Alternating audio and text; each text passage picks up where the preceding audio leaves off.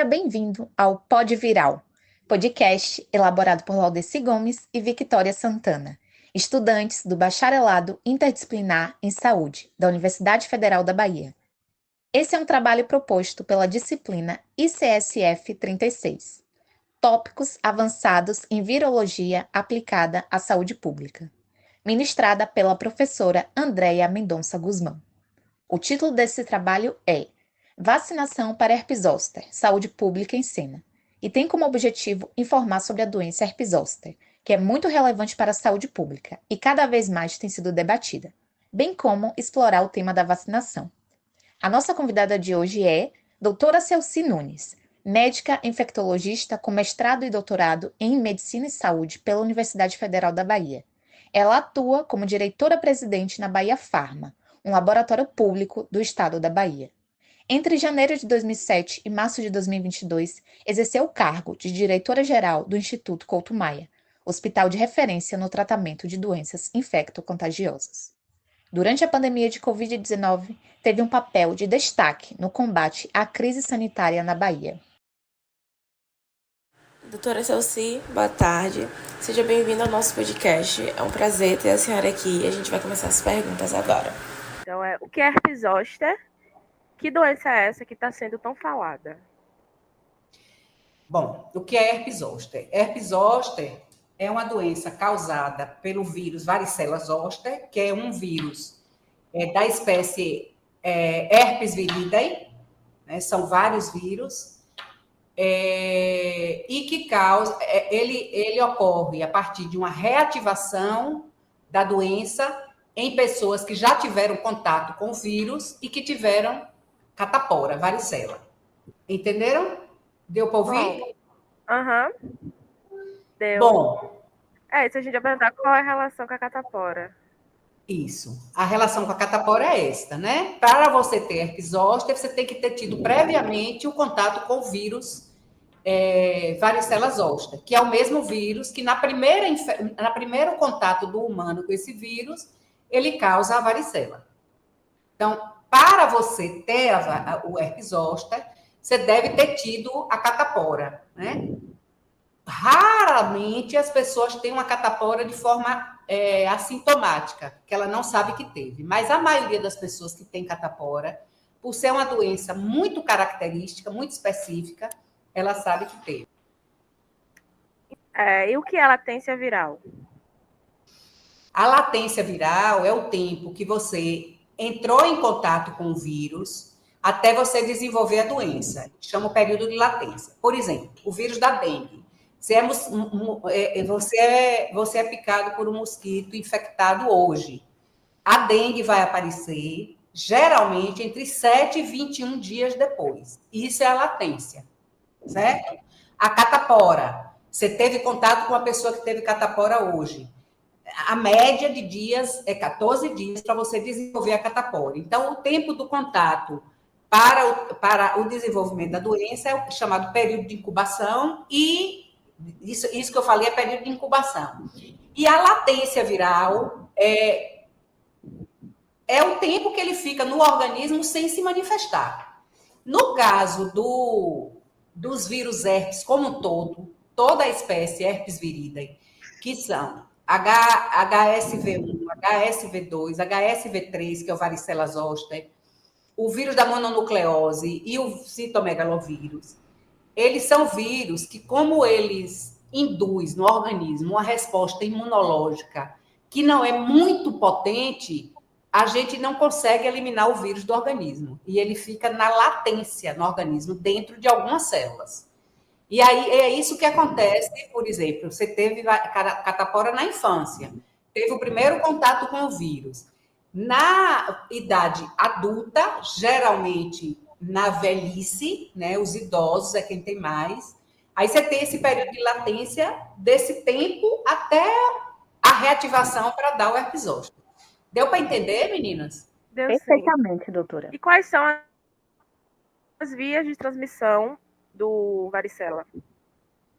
Olha, é uma via de transmissão, a principal é a via respiratória. Certo? Pode também ter transmissão pelo contato com as vesículas, com a catapora, né? Mas principalmente por secreções, por gotículas, que a gente chama. Então, você entra em contato com a pessoa de catapora, ela vai lhe transmitir o vírus pela fala, pelos perdigotos, pelas gotículas da via respiratória. E também no contato com as lesões, até por fômites, mas é mais raro. Fômites são os objetos que entram em contato com a pessoa que está doente. Certo? Certo. Quais são as principais manifestações clínicas do herpes zoster? O herpes zoster, ele geralmente se inicia com uma dor, né? E depois aparecem as manifestações dermatológicas. Aí, geralmente, aparece vou tentar lembrar o nome, uma pápula, que é um elevadinho vermelho na pele, depois uma pústula, que é um pontinho de pus, e viram até umas bolhas, que são as pústula. Em algumas pessoas acontece, mas a sequência é pápula, vesícula e aquelas vesículas maiores, às vezes até bolhas, certo? Então, é isso que acontece. Aquela vermelhidão, aquelas pápulas e as vesículas. E qual é a característica muito importante do herpes zoster? É que ele só acomete um dimídio, né? É incrível. É uma metade do corpo. Por exemplo, se você tem uma lesão aqui em cima, no tórax, ele vem daqui, não sei se vocês estão vendo aqui, do externo até a coluna. Ele não ultrapassa o lado. Isso é uma característica muito importante da doença. E, geralmente, ela segue também o trajeto de um nervo. E é por isso que ela dói tanto, né? Ela dói, e eu já vou entrar em coisa que talvez você vai me perguntar, que é a questão das complicações. Mas pode continuar. Bom, já junto na outra. Como o vírus, ele fica latente, essa latência dele acontece geralmente em um nervo, ele faz uma coisa, ele faz um processo inflamatório no nervo, e que muitos autores descrevem como se ele fizesse o nervo. O nervo, você sabe que eles têm uma cobertura, né? Como se fosse, pense no fio elétrico. O fio elétrico não tem aquela cobertura, que geralmente é verde, amarelo, branco, aquela coisinha que protege o fio. Sabe como é? Estão entendendo? Sim, Uhum. Então, o processo inflamatório que o vírus causa é como se ele tirasse aquela pele. Seria um fio, tem um nome, desencapado, né? E aí, a complicação principal é a neuropatia pós-herpética, que é uma dor pós-herpética, né? Que ela pode ser muito forte em algumas pessoas. Isso vai depender da idade, da intensidade, do tratamento. E tem também uma hipersensibilidade daquele local. Às vezes, até os pacientes relatam, até o vento que passa incomoda. E também pode dar muita coceira no lugar, prurido. Quais são os grupos de risco para o desenvolvimento da herpes zoster? A senhora falou idosos, mas tem algum outro? Agora eu vou explicar por que os idosos, porque isso é importante. Nós envelhecemos o corpo inteiro, não é isso? Então, você reconhece pela pele, pelas rugas. Então, os órgãos também envelhecem. E o sistema imunológico também envelhece. Esse envelhecimento do sistema imunológico tem um nome que se chama imunossenescência. Essa imunossenescência, ela vai acontecer, mas ela é mais intensa depois dos 60 anos. Então, as pessoas depois dos 60 anos é que têm o maior risco de ter herpes vírus, ou de ter herpes zoster. E essa progressão, ela é muito grande, né? Do aumento da chance de você ter. Acima dos 60, acima dos 70, acima dos 80, é cada vez maior. a chance. Então, o principal grupo de risco para herpes são as pessoas idosas. Quais são os outros? As pessoas imunodeficientes, ou por uma doença que dá imunodeficiência, por exemplo, HIV, ou por um tratamento que dá imunodeficiência, no caso, as quimioterapias, o uso prolongado de corticoide, etc. Doutora, quais são as formas de tratamento para a doença? A doença, ela é tratada com antiviral específico, certo? São a ciclovir, o valaciclovir, que são os principais. Você usa por uma dose por 7 dias. Esse é o tratamento da doença. No entanto, no herpes zoster, você tem que tratar também as complicações, principalmente a dor. Então, a analgesia é extremamente importante para esses pacientes, para eles melhorarem a sua qualidade de vida, porque a dor pode ser muito intensa. E você pode também usar a mesma medicação de forma tópica, né, nas lesões. Mas o mais importante é a medicação oral. Algumas formas de zoster, por exemplo, o zoster ocular, você pode precisar usar a medicação por via venosa, mas é num percentual muito menor de pacientes. Doutora, essa é uma doença que tem cura? Há possibilidade de se prevenir? Há possibilidade de se prevenir com vacina, né? Já existe uma vacina que, infelizmente, não tem ainda no Sistema Único de Saúde, certo? É uma vacina atenuada, de vírus atenuado, é como se fosse o vírus enfraquecido, certo? E você pode vacinar, inclusive, quem já teve a doença, esperando um intervalo de 6 meses a 1 ano depois. O ideal é vacinar antes, mas quem já teve a doença também pode ser vacinado. Doutora, eu gostaria de saber como elas funcionam, qual é o público que pode tomar essa vacina, como elas devem ser administradas. Ela funciona como toda vacina, né? Estimulando o sistema imunológico a ter uma resposta sobre o vírus. Então, ela é indicada a partir dos 60 anos, né? Ela é indicada a partir dos 60, mas recomendada a partir dos 50, porque, como eu falei, quanto mais a pessoa envelhece, mais tem o risco de adoecer. E essa vacina são 2 doses. Entendido. Com intervalo de 2 meses. Nós temos no Brasil 2 tipos de vacina, atualmente. A senhora consegue diferenciá-las? A vacina atual, que é a Shingrix, eu acho que ela vai acabar tirando a outra vacina do mercado, porque você já não encontra. Porque ela tem uma imunogenicidade. O que é isso? Imunogenicidade é a possibilidade de induzir imunidade, muito maior do que a anterior. Doutora, a senhora já deu um spoiler de que a vacina não está disponível ainda no SUS. E eu gostaria de saber da senhora, que é uma militante do SUS, qual o impacto para a saúde pública ainda não se ter no Brasil as vacinas contra a herpes zoster disponíveis na rede pública? Bom, para você entrar no Programa Nacional de Imunização do Brasil, para uma vacina entrar, ela passa por várias etapas, né?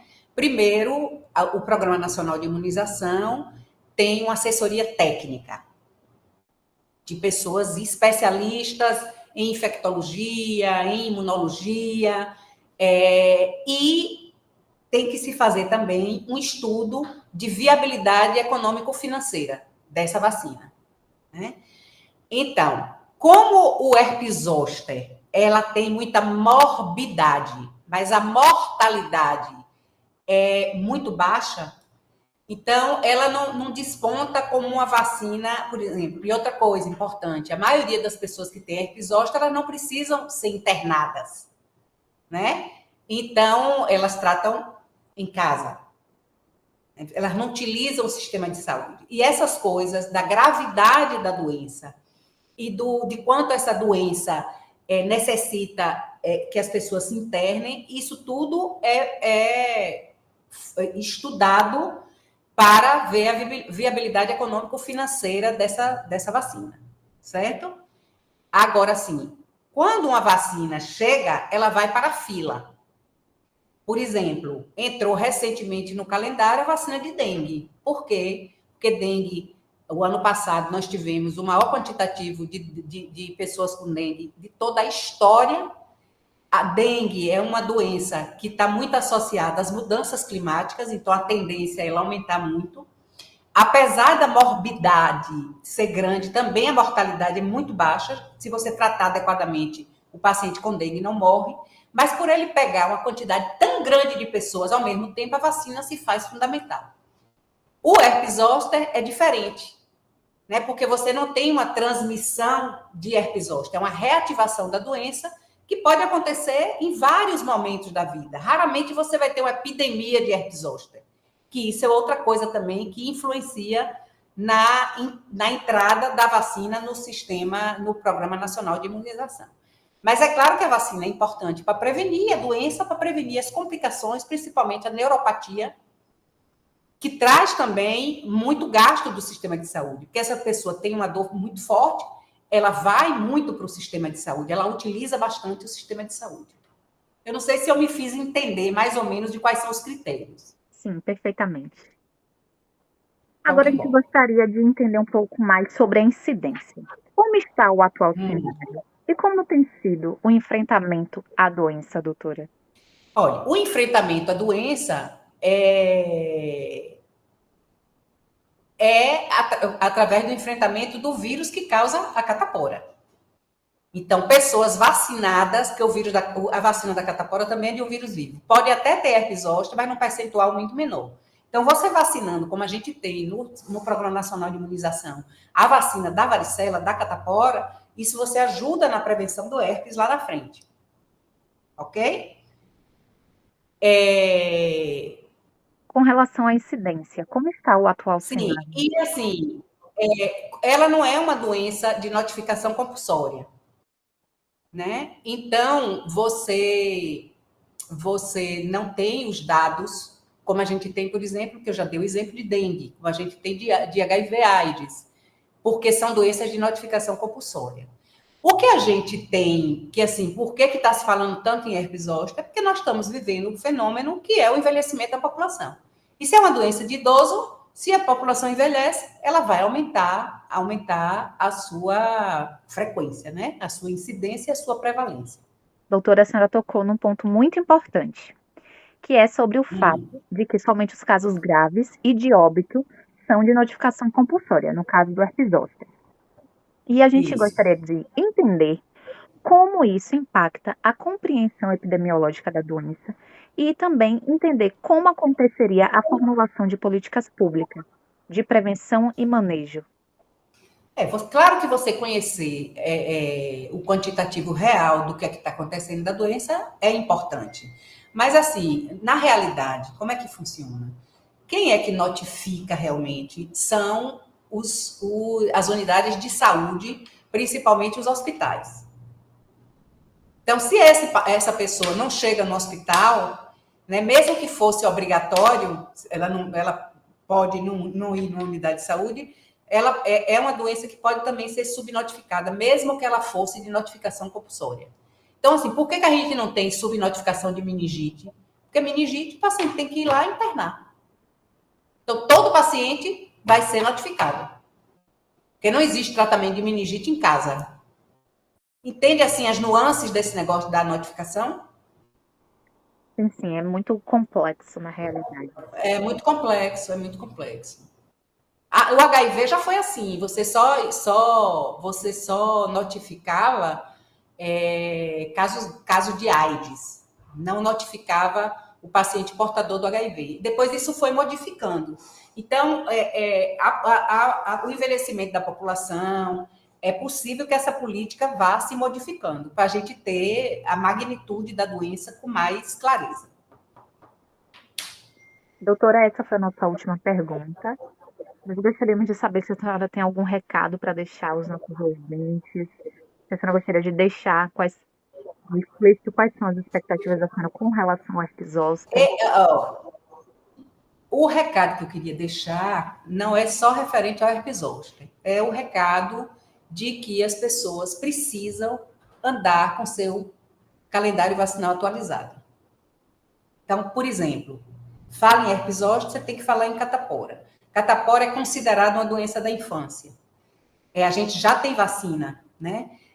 Quem não adoece, quem não se vacina e que não adoece na infância, a doença pode ser mais grave no adolescente e no adulto. Então, você está com o seu calendário vacinal em dia e o nosso Programa Nacional de Imunização é considerado o melhor do mundo pelo número de vacinas que ele tem, de tipos de vacinas, e pelo número de unidades de vacina que ele disponibiliza para uma população de mais de 200 milhões de habitantes. Então, assim, a vacina tem caído num descrédito recentemente, e é uma coisa muito absurda, porque a gente vê que já estão voltando doenças que a gente tinha como controladas. Então, o que eu quero complementar é isso, é que vocês aproveitem que vocês vão falar de herpes zoster, que é uma doença imunoprevenível, e para falar das outras vacinas que são importantíssimas. Sim, nós gostaríamos de agradecer por aceitar o convite e por ter deixado essa contribuição tão valiosa para o nosso trabalho. Diante disso, gostaríamos de agradecer a doutora Celci Nunes por aceitar o nosso convite e abrilhantar ainda mais a nossa discussão sobre o herpes zoster. E gostaríamos também de agradecer a vocês, ouvintes, pela audiência. E esse foi mais um Pode Viral.